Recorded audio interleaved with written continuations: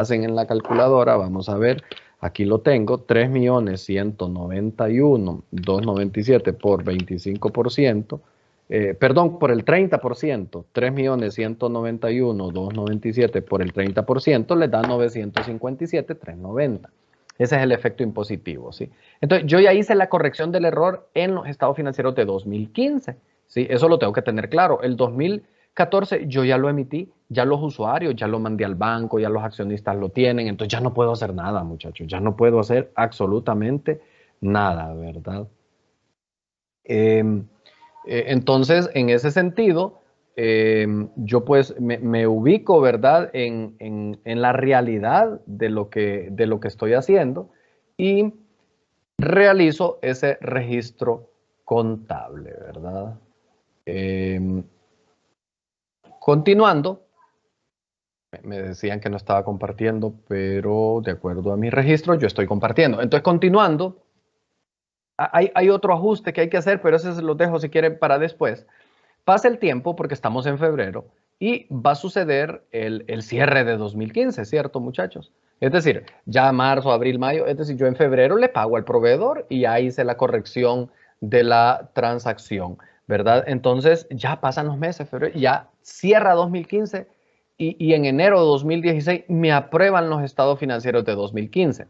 El ajuste ya quedó realizado en los libros, pero miren lo que va a suceder cuando yo realice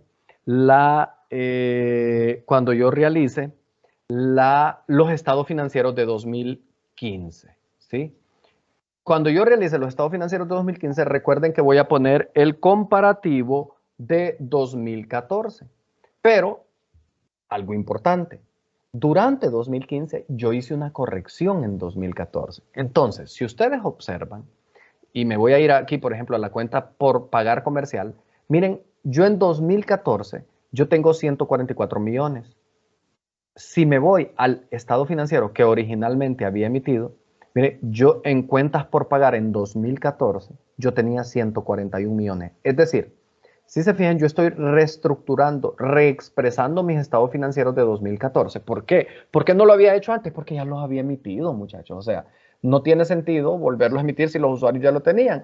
Yo esperé a cerrar 2015 y hice la reestructuración, ¿no? Hice la corrección para que ya los estados financieros de 2014 se muestren adecuadamente.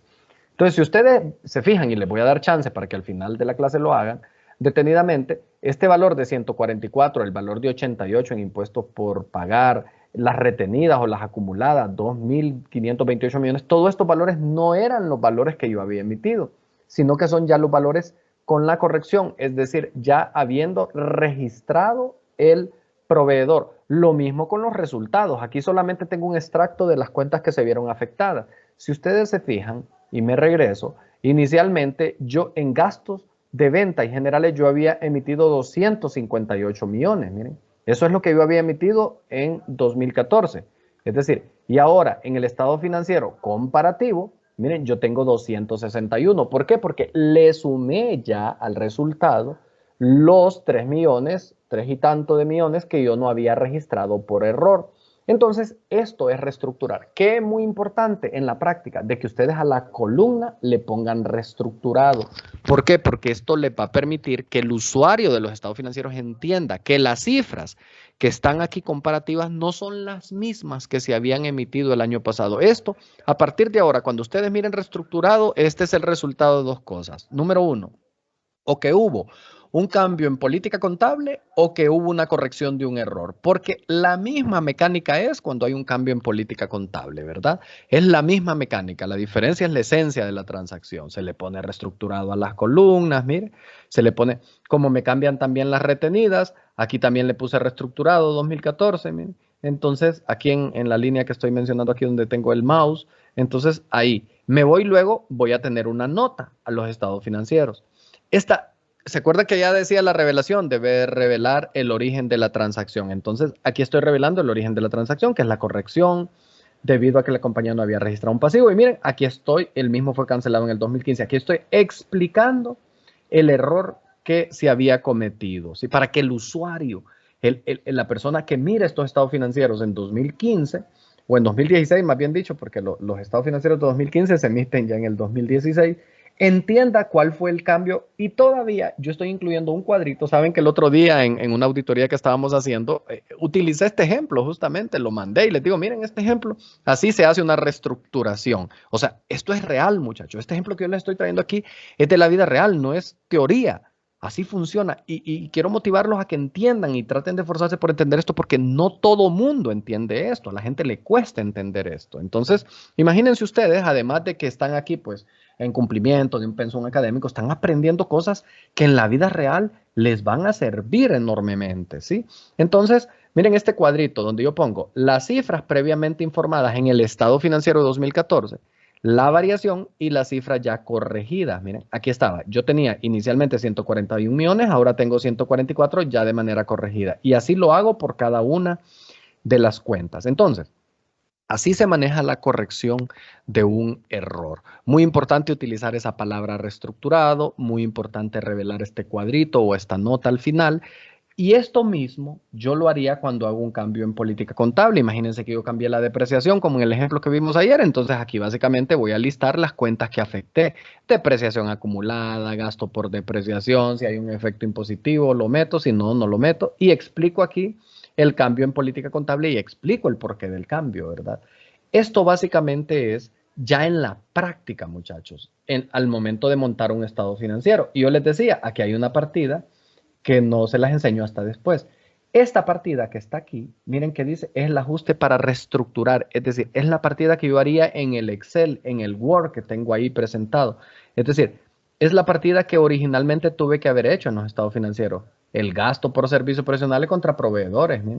Y el impuesto sobre la renta contra gasto de impuestos sobre la renta. Es decir, esta es la partida que yo hice para reestructurar los estados financieros, que yo hice en el Excel, en el Word, ¿verdad? Pero en el sistema yo hice la partida original, la partida que me va a corregir porque yo ya no tengo abiertos los libros de 2015, perdón, de 2014. Entonces, en el sistema yo hago esta partida y esta partida solamente me sirve para los cuadros, solamente para la preparación de los estados financieros, ¿sí?